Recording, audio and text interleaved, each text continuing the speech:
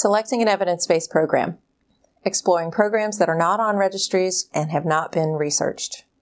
In this video, I will explain the reason that many programs are not represented on registries and steps to take if one of these programs is being considered for implementation in your community. Not all programs have had an evaluation or experimental study done on them. Programs with no evaluations or research fall in the middle part of our continuum of confidence, and we cannot say whether they are effective or harmful because we don't have that information. Because evaluations don't exist, these programs are also not included on program registries at all. So what can you do if you're interested in adopting a program that does not have any evidence, good or bad, on it? Well, you can start by reviewing the program material, and I'll give you some suggestions for important things to look for. Over several decades, prevention scientists have been able to identify key characteristics of programs that are effective. One of the most important characteristics of effective programs is that they address three key things. 1, they provide participants with knowledge, typically with facts about specific behaviors, such as the physical effects of smoking cigarettes. 2, they also have content that provides real data about how many other people are actually doing something, and the program works to change participant attitudes about how okay it is to do certain things. 3, effective programs also teach participants actual skills.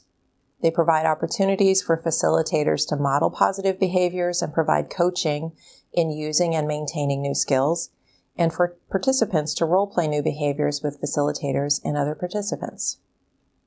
Each of these pieces is necessary for a program to be effective in preventing risk and problem behaviors. I call them the trifecta because they complement and strengthen each other, and because programs that don't have all three of these, or don't have enough of each, are unlikely to be effective and can be harmful. Here are some other equally important characteristics to look for. Effective programs identify and build on participant strengths. Programs that continually emphasize to youth how vulnerable or susceptible they are to getting into trouble are not nearly as effective as programs that help youth identify and name their strengths and learn how to build on and use them. Effective programs incorporate multiple contexts into both program content and in program structure. Programs that extend from school to family or from family to community are more likely to have an impact than programs that only speak to students about school in a school setting.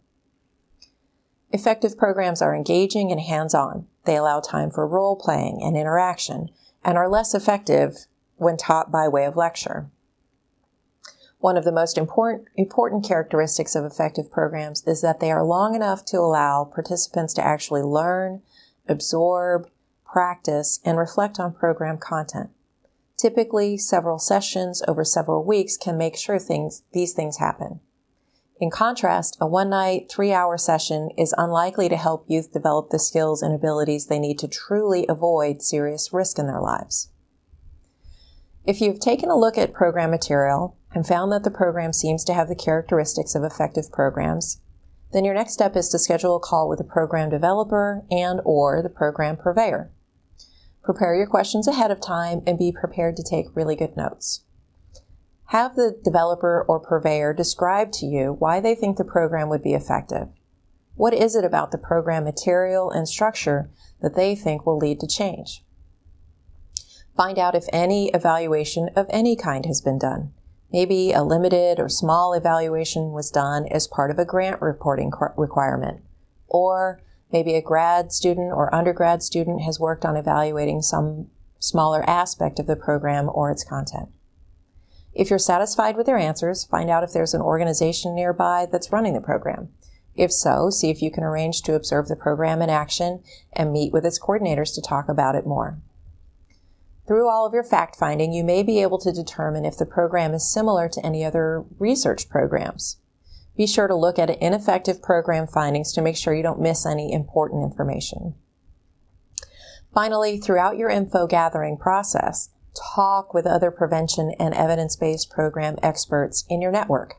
See what they think about what you found out. If you do decide to run a program that has no evidence behind it, please be sure to commit to evaluating it. This will help you to ensure that you are, in fact, delivering effective services in your community, and if it is effective, will help to build evidence for that program. To recap, if a program does not have available evidence of effectiveness, do your own research to determine if it has characteristics of effective programs, and commit to evaluating it if you decide to run that program.